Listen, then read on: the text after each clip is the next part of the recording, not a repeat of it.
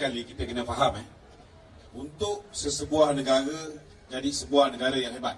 Macam Mahathir dok cerita nak jadikan negara ni kembali menjadi Tiger of Asia.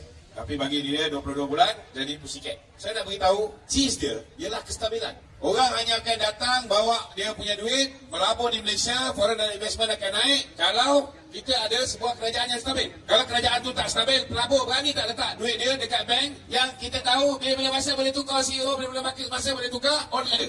Orang takkan berani. Sama jugalah, negara pun macam bank juga. Negara pun macam syarikat juga. Siapa nak letak duit dekat syarikat yang belum tahu bila-bila masa dia boleh tukar orang. Apa bezanya kita dengan mereka? Kita ada 148. Dan hari ini saya nak beritahu dengan saudara, bukan hanya kerana soal 148. Hari ini rakyat Malaysia ni berbilang kaum. Kita ada orang Melayu, kita ada orang India, kita ada orang Cina, kita ada Bumi Putra, Sabah Sarawak, kita ada banyak bangsa-bangsa lain. Kalau kita tengok orang Melayu, saya nak beritahu tuan-tuan, orang Melayu berpecah tiga. Ada yang bersama dengan Perikatan Nasional, ada yang bersama dengan Barisan Nasional, ada yang bersama dengan Pakatan Harapan. Ini apa yang berlaku dalam pilihan raya PAS. Tapi, di mana letaknya majoriti orang Melayu? 45% bersama dengan PAS dan Bersatu. Tetapi 55% orang Melayu pada pilihan raya umum yang lepas bersama dengan BN dan PH. Hari ini, kalau kita fikir dengan otak kita yang waras, 74 orang yang ada di 1/3. Boleh tak dapat undi daripada masyarakat India dan Cina? Boleh. Kalau dapat pun mungkin 1 atau 2%. Maknanya, tuan-tuan, potensi yang ada kepada gabungan BN dan PH ini jauh lebih stabil. Sebab pertama, orang Melayu lebih 55% ataupun lebih kurang 54% bersama dengan kita pada pilihan raya lepas. Sebelum mereka tahu kita sudah memerintah sekarang, keyakinan itu akan bertambah. Tetapi pada pilihan raya yang lepas, tuan-tuan, 98% masyarakat bukan Melayu bersama dengan Pakatan Harapan. Hari ini UMNO ni, walaupun kita kena sabotaj dan sebagainya, kita tinggal 26 kursi. Tetapi kena ingat, UMNO parti orang Melayu paling besar. Malah parti paling besar di dalam negara. PH, parti bukan Melayu yang mendapat sokongan daripada 96% yang keluar mengundi bukan Melayu pada pilihan raya lepas. 98% sokong PH. Dua ni digabungkan, tuan-tuan. Mana kursi yang BN dan PH tak boleh menang? Semua kursi marginal kita boleh menang. Kalaupun susah untuk kita menang, mungkin kursi-kursi di Kelantan yang 90% Melayu.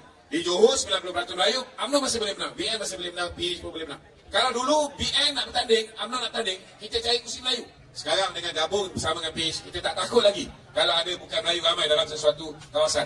Sama juga dengan PH. Gabungan ini juga win-win situation bagi PH. Kalau dulu PH boleh menang di kawasan bukan Melayu saja atau di kawasan Melayu bandar. Hari ini bandar ke kampung ke ada Melayu ramai ke ada Cina ramai ke India ramai tidak menjadi persoalan. Hari ini kalau nak tengok foreign direct investment masuk balik ke dalam negara kita, dengan adanya foreign direct investment kita boleh kukuhkan balik nilai ringgit, kita boleh naikkan balik usaha saham Kuala Lumpur, kita boleh mewujudkan peluang pekerjaan, kita boleh memperkukuhkan kedudukan ekonomi kita. Saudara, yang akhirnya kita ada lebihan tunai untuk dipulangkan balik kepada rakyat. Tuan-tuan kena pilih satu coalition yang boleh menjamin kestabilan politik. Ini penting. Apa cara nak tukar kerajaan? Dia ada satu cara je yang dia orang ada untuk tukar kerajaan. Sekiranya mereka boleh dapat 112 kerusi atau lebih. Hari ini, mereka cuma ada 74 kerusi.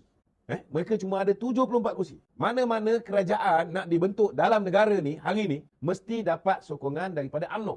Kalau PH nak tubuh kerajaan, mesti dapat sokongan UMNO. Dapat sokongan UMNO, dia ada cukup simple majority 112.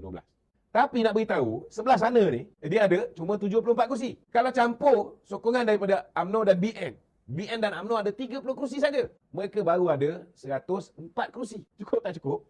Tak cukup. Kalau dapat sokongan UMNO, tak cukup. Dia kena dapat lagi 6 daripada GRS, baru dapat 110. Masih tak cukup 2. Kalau pun boleh dapat satu daripada muda, tahulah muda ni kiblat dia atuk, baru 111. Boleh tak bentuk kerajaan? Tak boleh.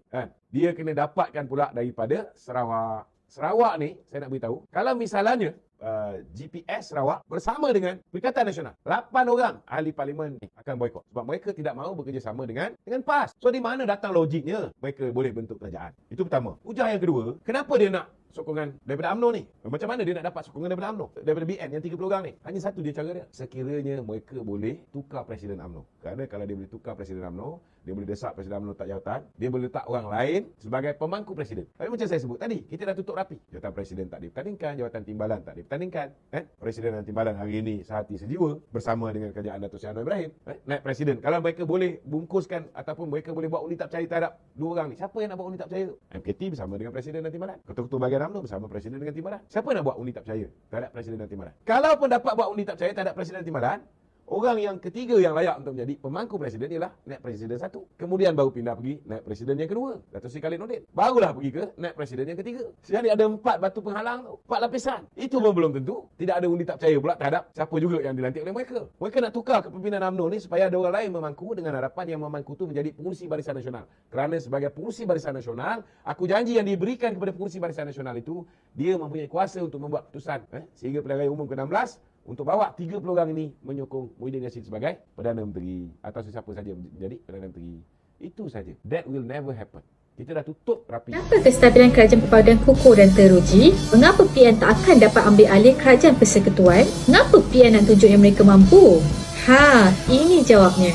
Dengan memiliki majoriti yang kuat dan jawatan kuasa gabungan parti-parti kerajaan perpaduan, sebarang petikai atau salah faham dapat diselesaikan dengan harmonis secara pantas. Dengan 148 kerusi majoriti besar, ia tidak mudah diancam oleh gabungan pembangkang yang hanya memiliki 1/3 dari jumlah kerusi keseluruhan. Namun, masih ada kabar angin kononnya kerajaan sekarang mungkin jatuh. Ini kerana ia memberi khayalan yang pembangkang mampu membentuk kerajaan dan memperoleh undi ketika pilihan raya 6 negeri nanti. Hakikatnya yang di-Pertuan Agong sendiri telah sebut yang Baginda ingin melihat kerajaan sekarang kekal agar kestabilan politik terjamin. Selepas dicabar oleh Perdana Menteri untuk membuat undi tidak percaya di Parlimen, akhirnya PN sendiri mengalah dan mengaku keabsahan kerajaan perpaduan yang sedia ada. Jangan tertipu dengan dakyah dan perbohongan pembangkang. Mereka hanya melayan nafsu rakus kuasa untuk diri sendiri tanpa mempedulikan jerih dan kesusahan rakyat. Mari fokus untuk membentuk Malaysia yang madani. Bagi saya, Haji Hadi ni kalau boleh dia punya legacy dia tu. Dia tengok kalau dulu dia ketika arwah Tuan Guru Nik Azim masih hidup, dia berkongsi pengaruh. Ada setengah-setengah yang suka dengan cara yang ekstrim macam dia. Ada setengah-setengah yang suka cara kepimpinan ulama' macam Tuan Guru Nik Aziz. Jadi, walaupun Tuan Guru Nik Aziz dah tak ada, tetapi Haji Hadi ni masih tak selesa dengan legasi Nik Aziz. Dia kalau boleh dia nak padam terus. Jadi, walaupun adik Allahyarham Tan Sri Nik Aziz mengatakan ianya perbuatan yang amar, tetapi kena ingat, last kali yang tanda tangan watikah ialah Presiden PAS.